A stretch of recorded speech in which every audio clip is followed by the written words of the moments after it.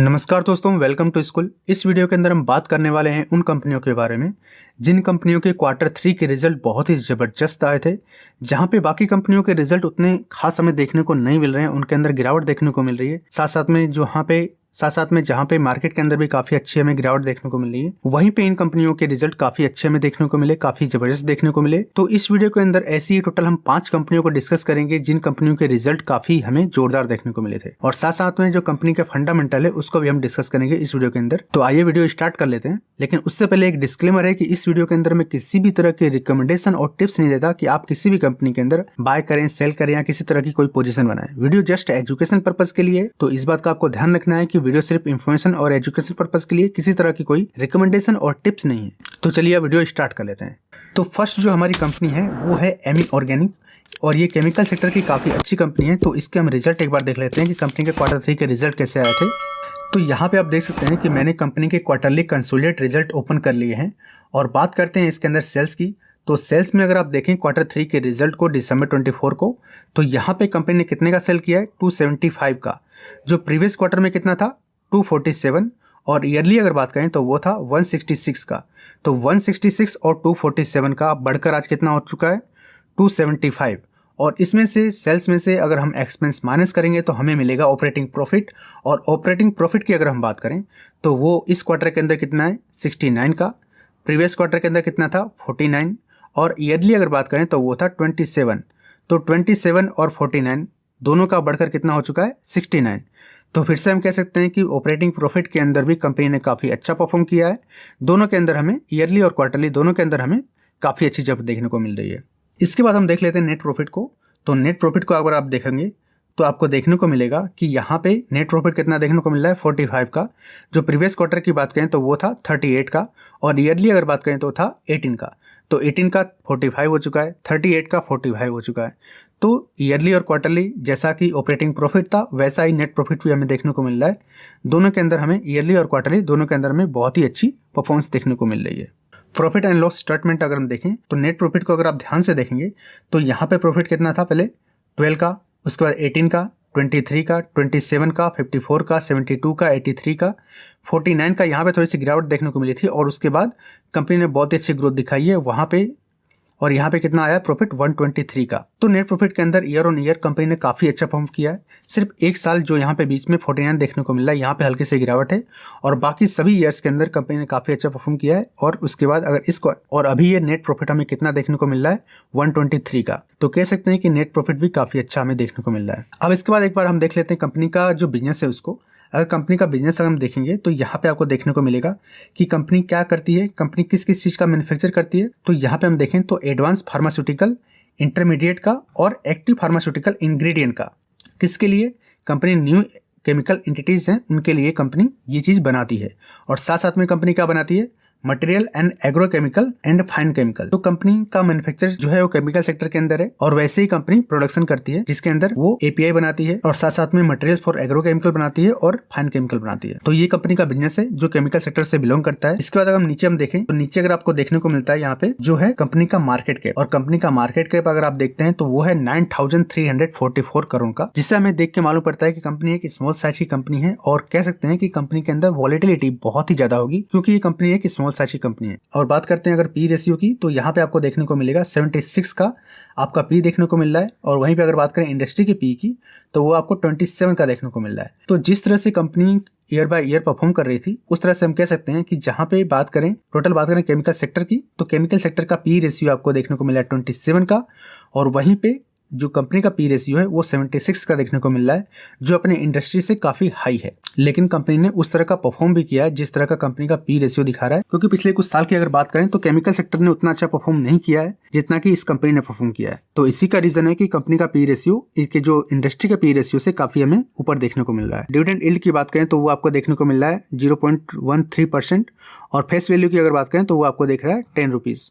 तो जिससे हम कह सकते हैं कि कंपनी अगर फ्यूचर में आपको चाहे तो स्प्लिट भी दे सकती है, क्योंकि फेस वैल्यू आपको 10 रुपीज का देखने को मिल रहा है। इसके बाद हम देख लेते हैं कंपनी का जो शेयर होल्डिंग पैटर्न है उसको एक बार हम देख लेते हैं, जिससे हमें पता चले कि कंपनी की जो प्रोमोटर्स की होल्डिंग है और बाकी जो होल्डिंग्स है वो कैसी है। तो शेयर होल्डिंग पैटर्न में अगर आप प्रोमोटर्स की होल्डिंग देखेंगे तो वो आपको देखने को मिली 35.96%, एफ की बात करें तो वो आपको देखने को मिल रहे हैं 15.52%।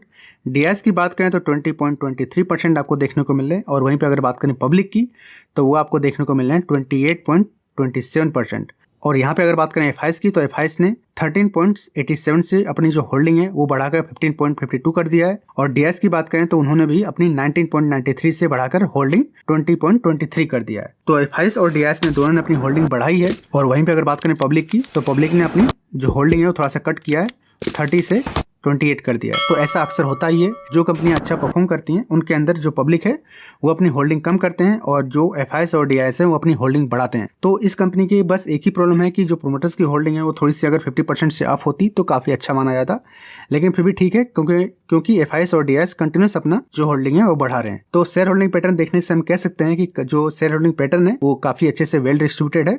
अब जो नेक्स्ट हमारी कंपनी है वो है सुजलोन एनर्जी लिमिटेड। और कंपनी की अगर बात करें तो कंपनी जो है वो रिन्यूएबल सेक्टर के अंदर काम करती है। तो आइए हम एक बार देख लेते हैं कंपनी के जो क्वार्टरली रिजल्ट हैं उसको। तो यहाँ पे मैंने कंपनी के क्वार्टरली रिजल्ट ओपन कर लिया है। और सेल्स की बात करें तो सेल्स कितना देखने को मिल रहा है आपको 2975, जो पिछले क्वार्टर के अंदर कितना था 2103। और अगर बात करें ईयरली तो वहाँ था 1560। तो 1500 का 2900 हो चुका है और 21 का 2900 हो चुका है। तो ईयरली और क्वार्टरली दोनों में ही बात करें तो सेल्स के अंदर कंपनी ने काफ़ी अच्छा परफॉर्म किया है। और वहीं पे अगर बात करें ऑपरेटिंग प्रॉफिट की तो ऑपरेटिंग प्रॉफिट अगर आप देखते हैं तो इस क्वार्टर के अंदर वो है 500 का, जो पिछले क्वार्टर के अंदर था 294 का। तो 294 का 500 हो चुका है। और वहीं पे अगर बात करें ईयरली तो 248 का 500 हो चुका है। तो ईयरली और क्वार्टरली ऑपरेटिंग प्रॉफिट के अंदर भी हमें काफ़ी अच्छी जंप देखने को मिल रही है। और वहीं पे अगर बात करें हम नेट प्रॉफिट की तो नेट प्रॉफिट अगर आप देखते हैं तो नेट प्रॉफिट के अंदर आपको देखने को मिलेगा कि कंपनी का जो प्रॉफिट है वो कितना आया है 388, जो प्रीवियस क्वार्टर के अंदर था सिर्फ 200। और अगर ईयरली अगर बात करें तो वहाँ भी आपको 200 के आसपास देखने को मिल रहा है। तो 200 और 200 दोनों का बढ़कर आज हो चुका है 388। ऑलमोस्ट नेट प्रॉफिट है वो डबल होते हुए हमें देखने को मिल रहा है। इसके बाद हम कंपनी का जो शेयर होल्डिंग पैटर्न है उसको हम देख लेते हैं। तो कंपनी का शेयर होल्डिंग पैटर्न अगर आप देखेंगे तो यहाँ पे आपको देखने को मिलेगा कि कंपनी की जो प्रोमोटर्स की होल्डिंग है वो जस्ट 13% है। और वहीं पे अगर बात करें एफ की तो वो आप 22.87% आपको देखने को मिलेंगे। और डी की बात करें तो 9.31% देखने को मिलेंगे। और पब्लिक की बात करें तो वहाँ पे 54.56% देखने को मिल रहे हैं। तो पब्लिक की होल्डिंग काफी ज्यादा हमें देखने को मिल रही है। तो जो प्रोमोटर्स की होल्डिंग है, एफ की होल्डिंग है, डी की होल्डिंग है और जो पब्लिक की होल्डिंग है, ये देखने के बाद आप कह सकते हैं कि कंपनी का जो शेयर होल्डिंग पैटर्न है उसके अंदर ज्यादातर आपको पब्लिक ही देखने को मिल रही है। नेक्स्ट कंपनी की अगर हम बात करें तो उस कंपनी का नाम है SYRMA सिरमा SGS टेक्नोलॉजी लिमिटेड। और इस कंपनी की अगर बिजनेस की बात करें तो यहाँ पे देख सकते हैं कि कंपनी काम क्या करती है। तो कंपनी EMS जो बोलते हैं हम इलेक्ट्रॉनिक मैन्युफैक्चरिंग सर्विस, उस सेक्टर के अंदर कंपनी काम करती है। और कंपनी जो है वो सर्विस एंड सॉल्यूशन प्रोवाइड करती है उनके जो ओरिजिनल इक्विपमेंट मैन्युफैक्चर है उनको। इसके बाद हम देख लेते हैं क्वार्टरली रिजल्ट। अगर कंपनी के हम क्वार्टरली रिजल्ट देखें तो यहाँ पे आप देख सकते हैं कि कंपनी का जो सेल्स है वो कितना आया है इस बार, वो हमें देखने को मिल रहा है 869 का। प्रीवियस क्वार्टर की बात करें तो वो था 833 का। और ईयरली अगर बात करें तो 707 का। तो 707 का 869 हो चुका है और 833 का 869 हो चुका है। तो सेल्स के अंदर कंपनी ने काफ़ी अच्छे परफॉर्म किए। और इस सेल्स के अंदर हम एक्सपेंस माइनस करेंगे तो हमें मिलेगा ऑपरेटिंग प्रॉफिट। और ऑपरेटिंग प्रॉफिट की बात करें तो वो हमें इस क्वार्टर के अंदर कितना देखने को मिल रहा है 79 का। और पिछले क्वार्टर के अंदर कितना था 71 का। और ईयरली अगर बात करें तो वो था 39 का। तो ईयरली और क्वार्टरली दोनों के अंदर हम परफॉर्मेंस की बात करें तो ऑपरेटिंग प्रॉफिट के अंदर हमें काफ़ी अच्छी हमें जंप देखने को मिल रही है। और वहीं पे अगर बात करें नेट प्रॉफिट की तो नेट प्रॉफिट अगर हम ध्यान से देखें तो आपको देखने को मिलेगा कि यहाँ पे इस क्वार्टर के अंदर नेट प्रॉफिट के अंदर कंपनी ने परफॉर्म किया है। उसके अंदर कंपनी ने 53 का प्रॉफिट दिखाया है, जो प्रीवियस क्वार्टर के अंदर था 40 का। और ईयरली अगर बात करें तो 20 का। तो 20 से 53 हो चुका है, ऑलमोस्ट डबल से भी ज़्यादा हो चुका है। और 40 का 53 हो चुका है। तो ईयरली और क्वार्टरली दोनों के अंदर हम कह सकते हैं कि कंपनी ने नेट प्रॉफिट के अंदर भी काफ़ी अच्छी परफॉर्म की है। और वहीं पे अगर हम बात करते हैं प्रॉफिट एंड लॉस स्टेटमेंट की तो यहाँ पे आप देख सकते हैं नेट प्रॉफिट। तो नेट प्रॉफिट अगर आप देखें तो कंपनी का एक टाइम पर प्रॉफिट 92 का था, वो थोड़ा सा घट के 69 आया। उसके बाद 57 हुआ। फिर उसके बाद कंपनी ने काफ़ी अच्छी कमबैक किया और वहाँ पे कंपनी का प्रॉफिट दर्ज किया 123 का। और उसके बाद 124 का। और अभी आपको देखने को मिल रहा है 158 का। तो कह सकते हैं कि कंपनी का अभी जो नेट प्रॉफिट है उसमें कंपनी काफ़ी अच्छा परफॉर्म कर रही है। इसके साथ साथ हम देख लेते हैं कंपनी का जो शेयर होल्डिंग पैटर्न है उसको हम एक बार देख लें। तो यहाँ पर आप देखते हैं तो कंपनी के जो प्रोमोटर्स हैं उनकी होल्डिंग कितनी देखने को मिल रही है आपको, वो देखने को मिल रही है 46.58 की। और एफ की होल्डिंग की बात करें तो वो है 8.49 की।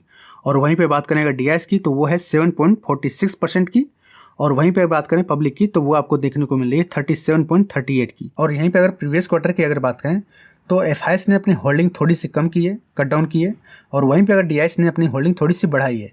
और बात करें वहीं पे पब्लिक की तो उन्होंने भी अपनी होल्डिंग थोड़ी सी बढ़ाई है। प्रोमोटर्स की होल्डिंग है उन्होंने भी हल्का सा कट डाउन किया। तो कंपनी का जो शेयर होल्डिंग पैटर्न है वो आप देखने के बाद कह सकते हैं कि कंपनी का जो शेयर होल्डिंग पैटर्न है वो वेल डिस्ट्रीब्यूटेड है सभी के बीच में, चाहे वो प्रोमोटर्स हो, एफआईएस हो, डीआईएस हो या फिर पब्लिक हो। तो हमारी जो नेक्स्ट कंपनी है उसकी अगर बात करें तो उसका नाम है कैम्स, जिसको हम बोलते हैं computer age management service limited. और इस कंपनी की अगर हम बात करें अबाउट सेक्शन में आप देखेंगे तो कंपनी ने यहाँ बताया कि the company is a mutual fund transfer agency, it provides investor service, distributor service and assets management companies service. तो ये कंपनी क्या करती है, जितने भी जो म्यूचुअल फंड कंपनियां हैं, जितने भी जो म्यूचुअल फंड की वाली कंपनियां हैं या फिर बात करें जो एएमसी हैं, उनको company different type of service provide करती है। और इस कंपनी का जो क्वार्टरली रिजल्ट अगर हम देखें तो यहाँ पे आप देख सकते हैं कि मैंने कंपनी का क्वार्टरली रिजल्ट ओपन कर लिया है।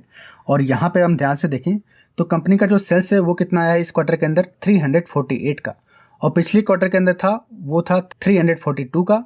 और बात करें अगर ईयरली तो वो था 269 का। तो 269 का हो चुका है, 342 का हो चुका है 348। तो ईयरली और क्वार्टरली दोनों में हम कह सकते हैं कि सेल्स के अंदर कंपनी ने अच्छी ग्रोथ की है। और वहीं पे अगर हम बात करें ऑपरेटिंग प्रॉफिट की तो वो आपको देखने को मिल रहा है 163, जो पिछले क्वार्टर के अंदर था 160 का, और उससे एक साल पहले की अगर बात करें तो वो था 123 का। तो 123 का 163 हो चुका है, 160 का 163 हो चुका है।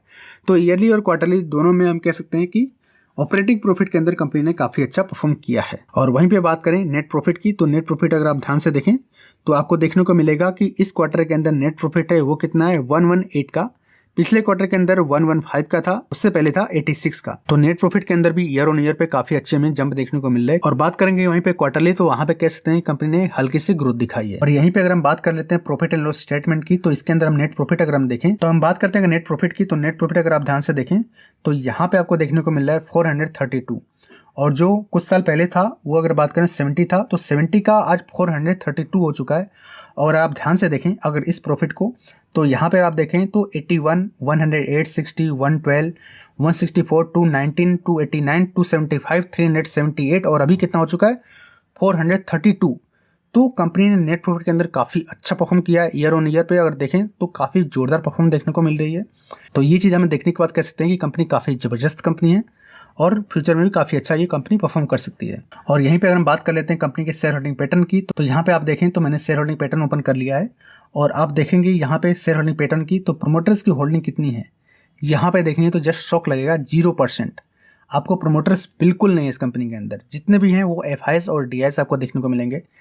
कंपनी की जो एफआईएस है वो देखने को मिलेंगे 57.63%। ऑलमोस्ट कह सकते हैं कि जो एफआईएस है वो इस कंपनी के मालिक हैं। और वहीं पे डीआईएस की बात करें तो 17% आपको देखने को मिलेगा। और वहीं पे पब्लिक की बात करें तो आपको 25.02% आपको देखने को मिलेगी पब्लिक।